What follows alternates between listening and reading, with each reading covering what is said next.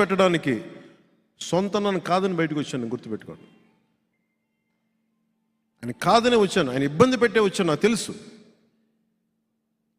కానీ నేను ఆశయం మీద నిలబడితే, కొట్లాడితే ముందు వెనక చూడను. ఆ నిర్ణయం తీసుకోబోయే ముందు లక్ష ఆలోచిస్తాను. ఈరోజు నేను ఒకటే కోరుకుంటున్నాను మిమ్మల్ని అందరినీ. నేను భీమవరంలో ఎర్రంకి సూర్యారావు గారిని అడిగిన, ఆయన నేను కలిసి వెళ్ళాను మొత్తం డంపింగ్ యార్డ్ అంతా.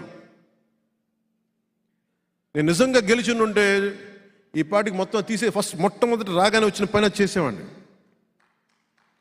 రేపొద్దున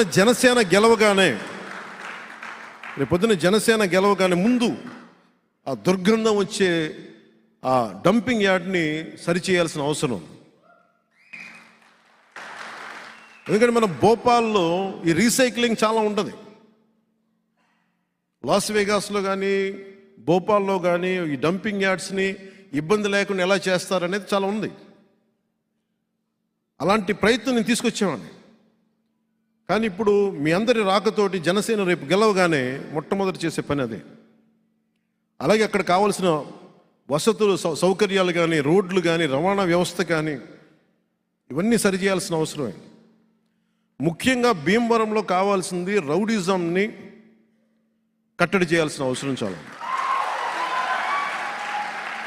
అంటే నేను కొన్ని గొడవలు పెట్టుకోను, ఆ ధైర్యం లేక ఇవన్నీ కాదు. నేను గొడవ పెట్టుకుంటే ఎటు దారి తీస్తుందో అన్న ఒక బాధ్యత నన్ను చాలా నియంత్రిస్తుంది.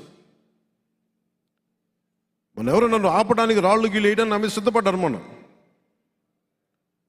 అలాంటి రౌడీ మూకలకు కూడా చెప్తా ఉన్నాను, నేను చాలా హ్యాండ్స్ ఆన్ పొలిటికల్ లీడర్. గుర్తుపెట్టుకోండి.